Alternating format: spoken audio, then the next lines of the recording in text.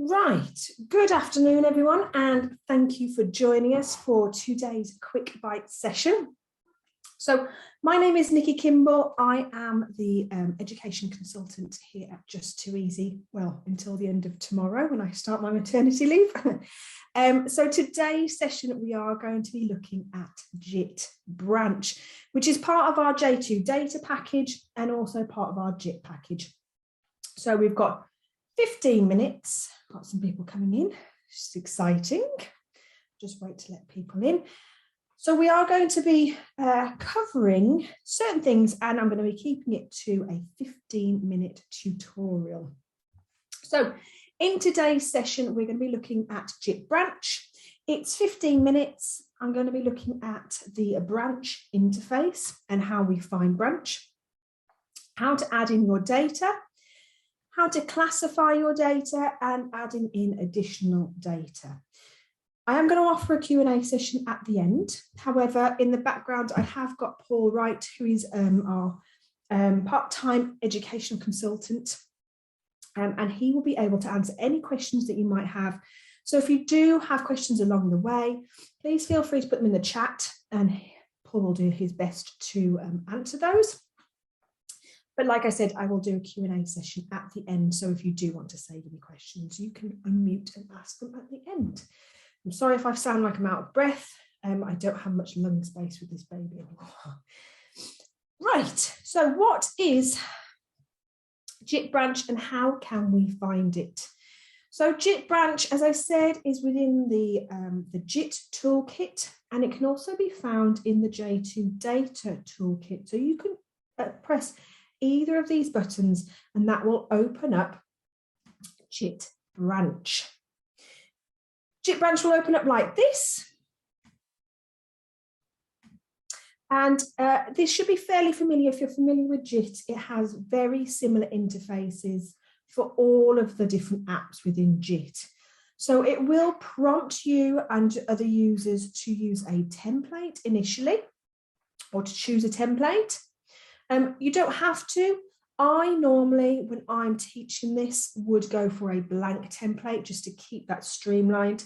But it's entirely up to you. If you have one that suits the data that you're classifying, you can choose one of those to go in the background.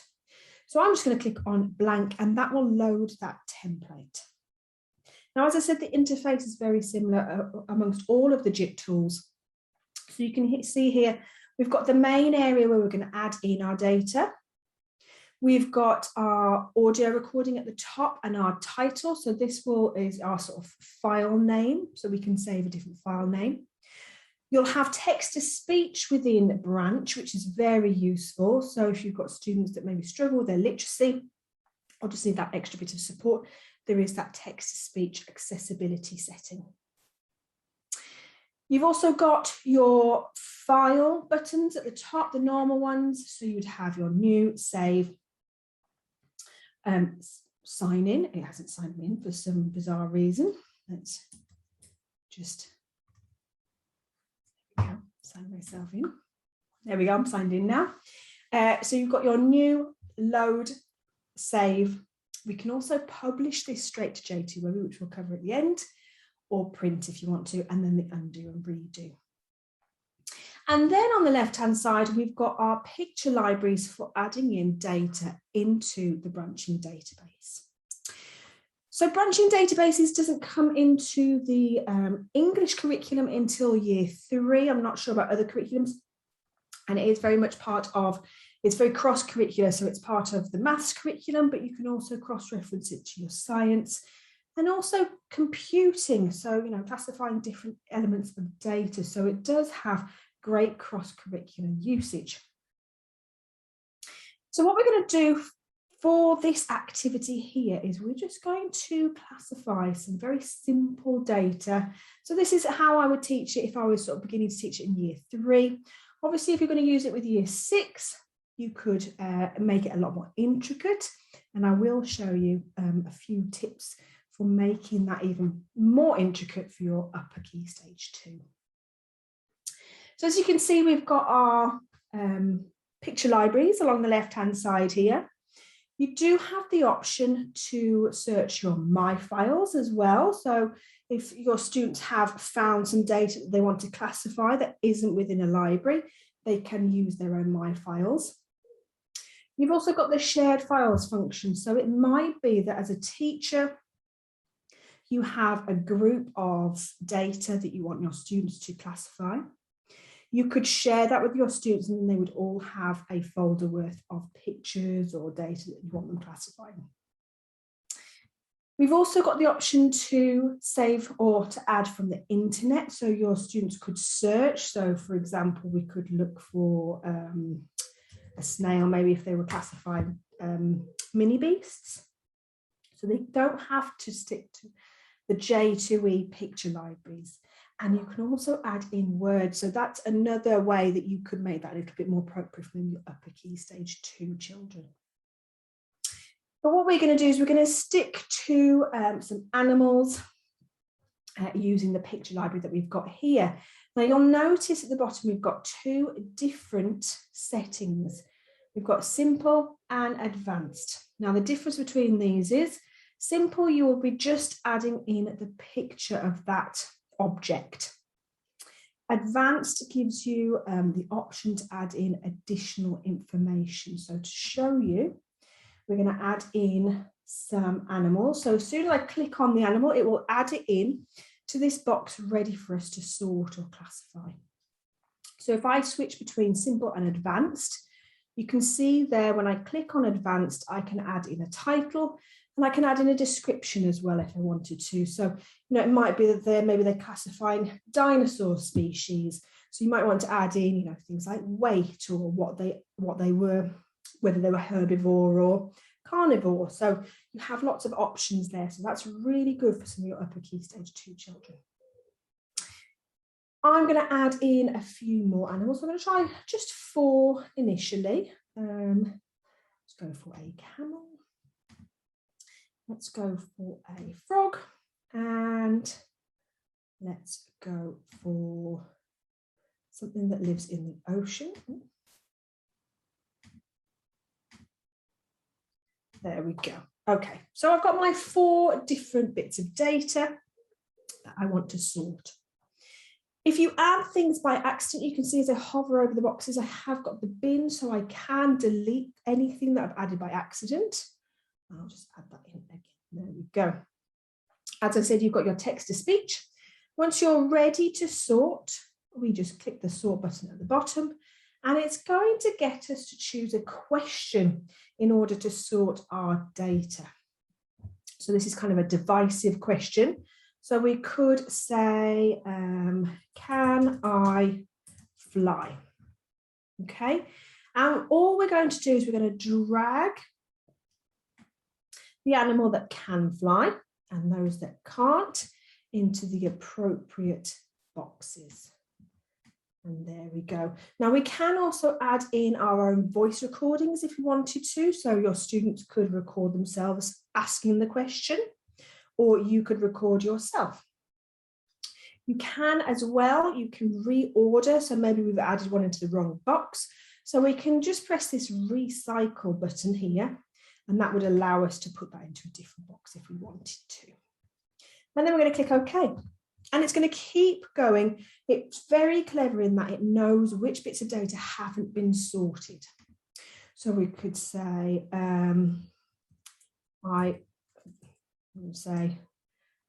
do I live in the sea?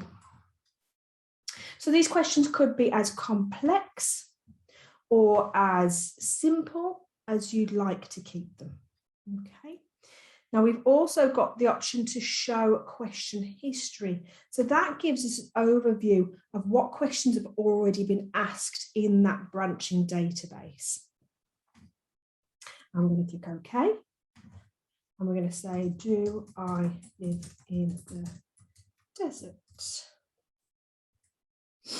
And we're going to drag that to no and that to yes, and then click OK. And there's our branching database. So we can see the different questions that have been asked. We can see which ones have been dragged to which areas.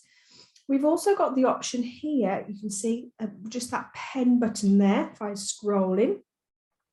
So we can click that pen button to edit the question. Maybe the question's not specific enough, or maybe you want to change the question slightly. We've also got the text to speech, so we can listen to the question. Can I fly? Which is brilliant. Okay. Now, the other thing that we can do is we can add in additional data if we need to.